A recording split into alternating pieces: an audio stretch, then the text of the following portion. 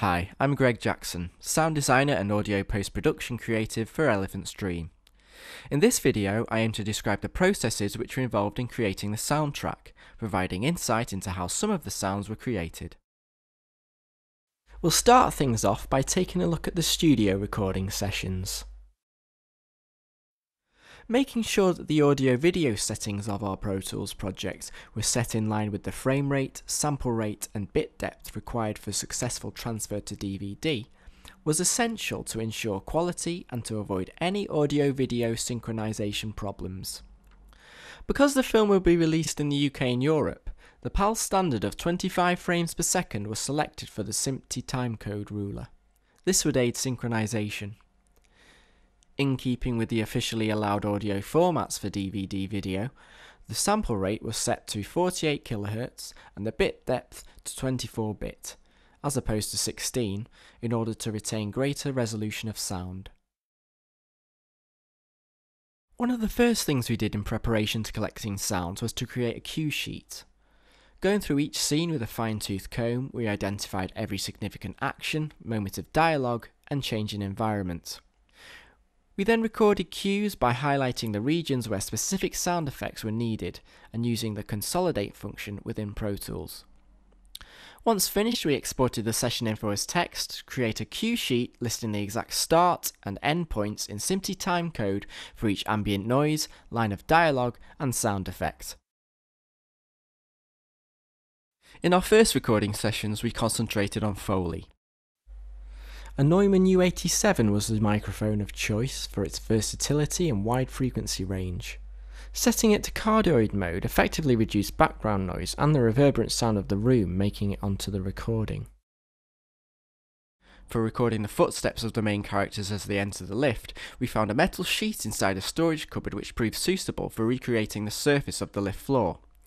I then placed this on the floor of the studio underneath the microphone for Shuhai, my colleague, to perform the heavy footsteps of Prog, and for my other colleague Huehue to mimic the slight steps of Emo.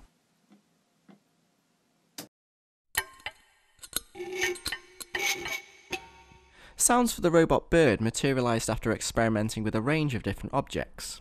For the sound of the bird's footsteps, I tapped a metal hinge with some chopsticks.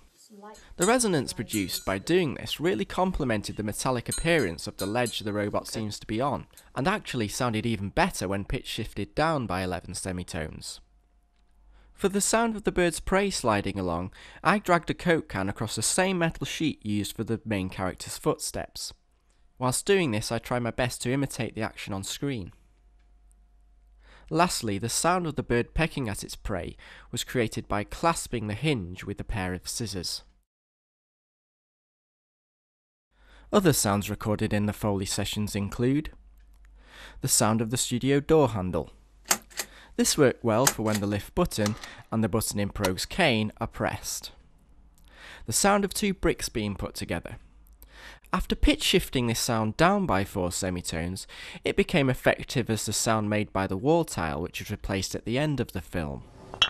And the sound of opening and closing the microphone case, which was used for the sound of Prog opening and closing his cane. The next step in the process was to record ADR, and actually these sessions were a lot of fun. For the voice of Prog, I recruited the services of my friend Tom Mayers. Tom is an actor with a broad experience, having previously performed in musicals such as My Fair Lady, as well as a series of plays at theatres across the northwest of England. To start things off, I sent him the script and a video with a demo dialogue track in advance of the ADR session, so that he could prepare and practice. Once in the studio, we worked together to make amendments to the script, altering existing lines to improve syncing with the character's lip movements. The voice of Prog was decided upon after experimenting with different accents and vocal dynamics. As a group, we communicated our ideas to Tom, whilst allowing him a large amount of creative freedom. The final voice can be compared to that of Fagin from Charles Dickens' Oliver Twist, and effectively portrays Prog's bullying and cantankerous personality. Tom felt it was necessary at first to practice along with the demo track to master the intonation required for each line. Once confident he knew what he was doing, we then set about recording. We found the best way of working was splitting his lines up and recording them in bite-sized chunks. Emo, Close your eyes. Now! Good. By highlighting the relevant region and enabling the loop record function in Pro Tools, Tom could repeat his performance of a line as many times as necessary until a near-perfect take had been captured. We kept all of the takes to give us the option of comping his part at the editing stage. Trust me, it's not. No! No! No! After all of his lines were recorded, we then captured breaths, sighs, and other non-verbal noises.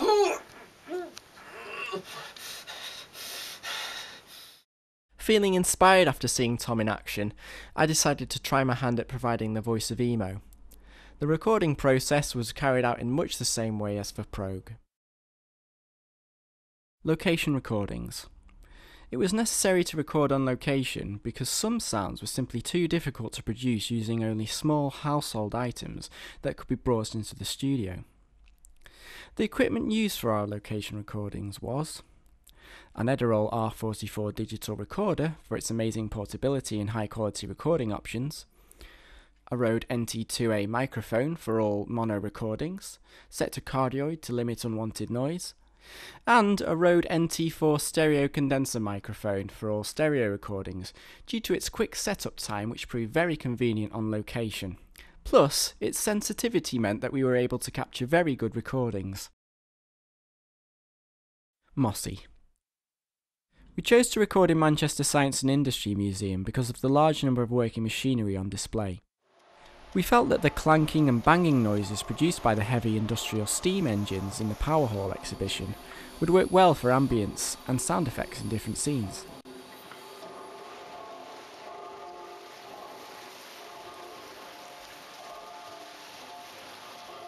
An example of where some of the sounds from Mossy feature in the final mix is during the scene which features the giant walking cameras.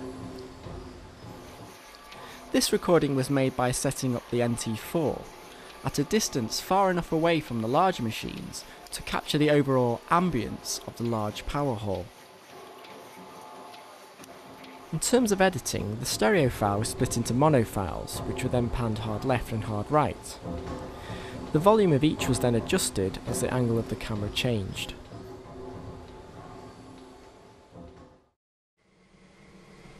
Outside of the museum, we recorded 2 steam vents which collectively would become the sound of the lift as it moves through the air. When it came to mixing these sounds, I decided to apply an automated GRM Tools Doppler plugin during the scenes where the lift moves towards and past the camera. In doing this, I wanted to achieve a realistic Doppler effect like that would occur in real life.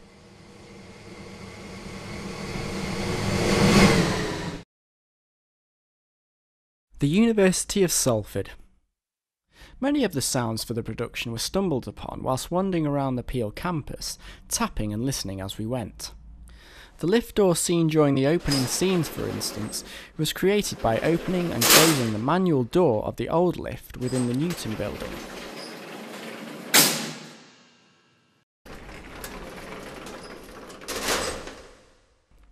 In fact, the old lift proved perfect for a number of the sounds associated with the lift on screen. The sounds heard each time the lift shakes in the video were created by rattling the old lift cage, as was the sound for the lift walls falling off. Another location we used on campus was the Halls of Residence laundry room. It was decided that the sound of tumble dryers at work could be used to reinforce the rotating and whirring movements of the cylindrical machines which appear in later scenes. To record the tumble dryers and washing machines, we used a Rode NT2A microphone set to a cardioid pickup pattern. During the editing and mixing stage, the tumble dryer audio was duplicated twice, with one of the duplicates being pitch shifted down by 6 semitones. The 3 tracks were then separated in the stereo field, one left, one right, and the pitch shifted audio in the centre. The volume level of each was altered to match the perspective of the machines when the camera shifts position. My flat actually supplied a great number of raw sounds for the soundtrack. For all recording made there, I used my ADK A51 cardioid condenser microphone. Audio for the large cutting blades was produced through combining sounds from scraping knives together, the sound made by closing a door, and the ringing metallic sounds made by hitting the back panel of my computer table. The sounds that I'd made with the knives were arranged on 2 tracks, which were then panned 21% to the left and 21% to the right. This made the noise sound larger. The left knife sounds were then treated with a sci-fi effect I designed, whereas a fuzz-wah effect was applied to the right knife sounds. The door and the computer table sounds were used to portray the impact of the blades as they closed together. These were panned centrally.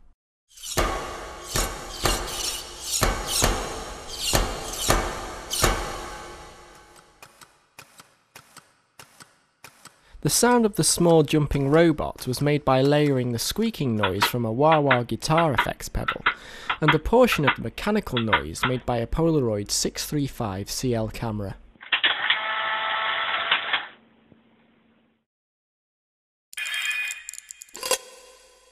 A little clockwork man and an empty can of Uncle Joe's mint balls provided the raw sound for the moment when the lift opens up, just before it falls apart completely.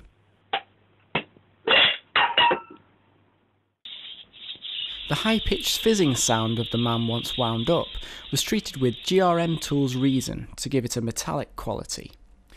Reason is a specialist plugin which allows you to rebalance and redistribute the resonant frequencies of a sound to create something completely new. Sound synthesis. Absinthe 5 was a great tool when it came to providing otherworldly ambience to suit the surreal nature of the animation. The Dark Alley preset was used to build an echoing, wind-like ambience at the beginning. Slight tweaks were made to the amplitude envelope to achieve a more gradual attack and decay.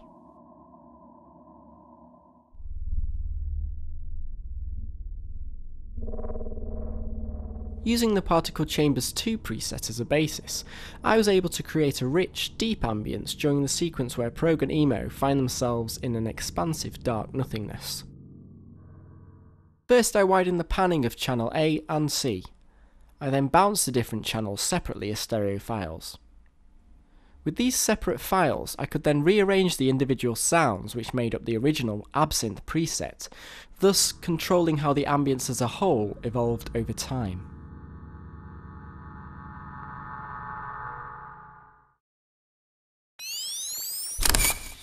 The noise produced by the giant cameras Emo and Prog crash land required very involved editing. Using Absinthe to produce the sound of the flash charging was the first stage in the process. A total of 3 charge noises were synthesized from scratch. Each was made from a simple analog waveform, similar in shape and timbre to a sine wave. I consciously decided to make the waveforms of each charge noise different to create a richer sound when all 3 were combined. Attack sustain envelopes controlling the main frequency of the oscillators were applied so that the pitch would increase gradually over time. With the charge noise in place, I obtained a shutter sound of a Canon DSLR camera after trawling through freesound.com for a suitable high quality sample. This seemed the best option because unfortunately I don't own my own to record. I pitch shifted this sound down by 5 semitones as the original seemed too high pitched for a large camera shutter. I chose to apply GRM Tools delay plugin to the end part of the shutter sound. I programmed the plugin to create irregular delays which would highlight Emo's dazed state after having his picture taken, giving the impression the sound of the camera is echoing around his brain. I reinforced the impact of the shutter by synchronizing it with the sound I made by banging a radiator, which added a nice bassy thud to the mix. To further portray Emo's dazed state, I added 2 high-pitched wind-like noises I made with my mouth. I treated one of these with a frequency shifter plugin, set to infinite downward spiral mode for a slightly different effect.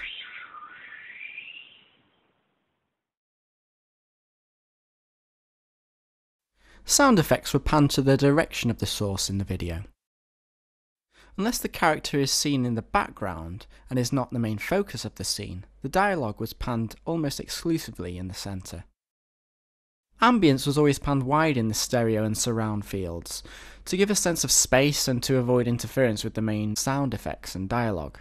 In the 5.1 mix, the ambience was distributed to all of the speaker channels to immerse the listener in the environment. The wind noises, created by wafting a stick in front of a microphone and then reversing this sound, were panned to the back as well as the front speakers, with the aim of placing the listener inside the scene, creating the illusion that they themselves were travelling and falling through the air, or something as close as possible to that. Different reverbs were utilised with the aim of replicating the acoustics of the different on-screen environments. For example, the scene which I like to call the nothingness.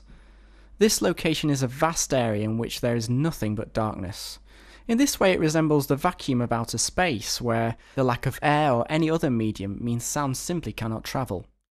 Rather than use the realistic approach employed for the outer space scenes in Stanley Kubrick's 2001: A Space Odyssey, which feature no sound or reverb at all, I decided to do the complete opposite, and use a very large reverb with a long decay to create a spacey cinematic effect which would emphasise the sense of openness.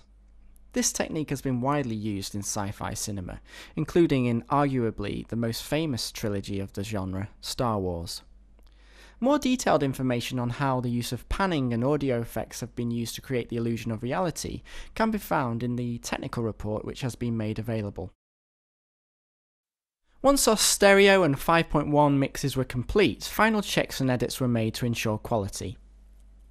These included final synchronization checks and volume checks and adjustments so that the highest peaks within the mix did not cause distortion. The mixes were tested on different speakers to make sure that they translated well to end-user audio playback systems. In preparation for the transfer to DVD, the audio files and the video file had to be converted into the correct format. The audio files were converted to AC3, and the video file was converted to MPEG-2. This was done using Apple Compressor.